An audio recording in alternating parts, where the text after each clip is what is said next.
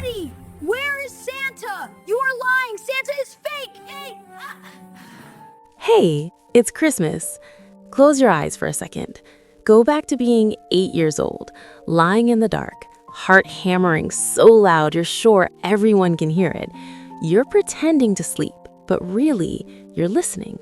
Listening for sleigh bells, for reindeer hooves on the roof, because you know he's coming.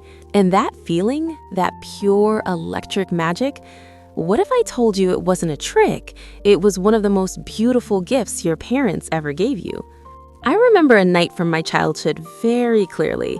The room was quiet, the lights were off, and I was pretending to sleep.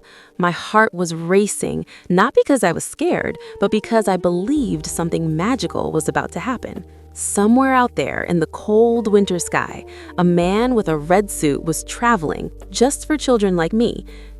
I didn't know physics, I didn't know logic, I only knew excitement. I slept smiling, and that smile felt real. Years later, sitting alone with a phone in my hand, scrolling through superhero clips, Iron Man flying through explosions, Captain America throwing his shield, Deadpool breaking the fourth wall, I suddenly felt a strange discomfort. A thought came quietly, but it stayed loud. What if Santa Claus was also just like them, another imaginary character, another story? And if that's true, then why did my elders tell me he was real? Were they lying to me, or was I missing something deeper?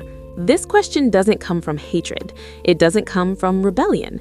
It comes from growing up, from that moment when childhood beliefs collide with adult understanding. And when that collision happens, it can feel like betrayal. Because superheroes are different. We know they are fiction. Nobody sits a child down and seriously says, Iron Man will come tonight if you behave well. But Santa enters our homes through our parents' voices, through bedtime stories, through traditions. That's why the confusion hurts more. As a child, discovering Spider-Man isn't real doesn't break your heart. Discovering Santa isn't real sometimes does. Because Santa wasn't just a character on a screen. Santa was part of your family routine, part of your emotions. And when the truth comes out, the question naturally follows, did they lie to you? At first, the answer feels simple. Logically, yes, Santa Claus doesn't physically exist the way children imagine him. No flying sleigh, no reindeer crossing continents in one night. But human life isn't built only on logic. It's built on meaning, on intention, on timing. And this is where the comparison with superheroes starts to fall apart. Clearly, superheroes are created for entertainment. They make power fantasies. They make us feel strong, invincible, special. Santa doesn't do that. Santa doesn't tell you that you're powerful. Santa tells you to be kind. Santa doesn't say defeat others. He says think of others. One feeds ego, the other feeds values. That difference matters. The story of Santa didn't begin in Hollywood. It didn't start with CGI or box office numbers.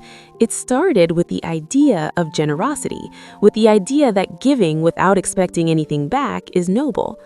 Somewhere along the way, we wrapped that idea in a character because children don't understand lectures, but they understand stories. So when elders told us about Santa, they weren't teaching geography or science. They were teaching emotions, patience, gratitude, hope, the ability to believe that goodness exists even when you can't see it. And think about this honestly. How many of us behaved better as children, not because we were scared, but because we believed someone was watching and caring?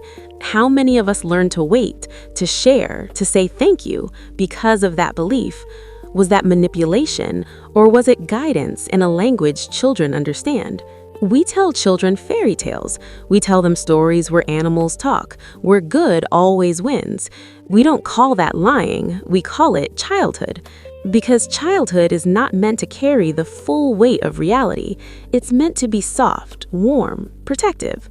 The truth is, Santa Claus was never meant to be permanent, just like training wheels on a bicycle. They're not real cycling, but they help you learn balance. And one day, they come off, not because they were useless, but because they did their job. Here's something most people realize too late. Santa doesn't disappear when you grow up. He changes form. As a child, Santa brings gifts. As an adult, you become the one who gives. Someone worked extra hours to buy those presents. Someone hid stress behind a smile. Someone chose your happiness over their comfort. That was Santa. Not magic, sacrifice. Not reindeer, responsibility. Not the North Pole, real life. Santa was never one man. Santa was an idea, distributed among parents, caregivers, workers, and silent givers. People who do good without asking for credit. People who don't post about it. People who disappear quietly after giving. And here's the irony. We grow up criticizing Santa for being imaginary, but we celebrate superheroes who solve problems with violence, destruction, and ego. Santa never fought anyone, never destroyed cities, never demanded attention. He just gave and left. If that's not powerful, then what is? So when we ask, what benefit did Santa give us? The answer is not toys. The answer is emotional intelligence, the ability to believe in goodness, the comfort of wonder, the safety of innocence. A world without imagination raises logical minds, but emotionally hollow hearts. Santa gave color to childhood, and color matters. Now comes the most important part, the ending, the answer you've been waiting for. No, Santa Claus is not just another useless imaginary superhero. He's a symbol. And no, elders didn't lie to destroy trust. They told a story to protect innocence for a short, precious time. Because life becomes harsh soon enough. And childhood doesn't need brutal truth, it needs warmth. Understanding this doesn't mean rejecting your memories. It means respecting them. It means realizing that truth has seasons, and some truths are meant to arrive later when we're strong enough to hold them. So what do we do now?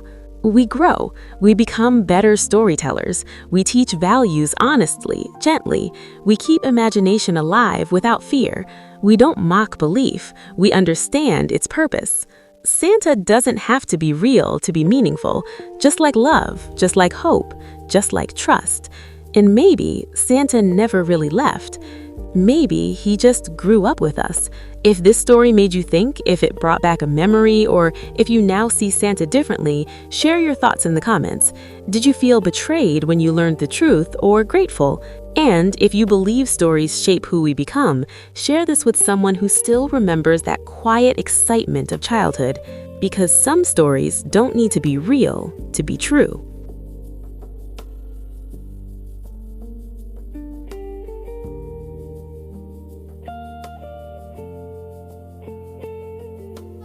Who the real hero is.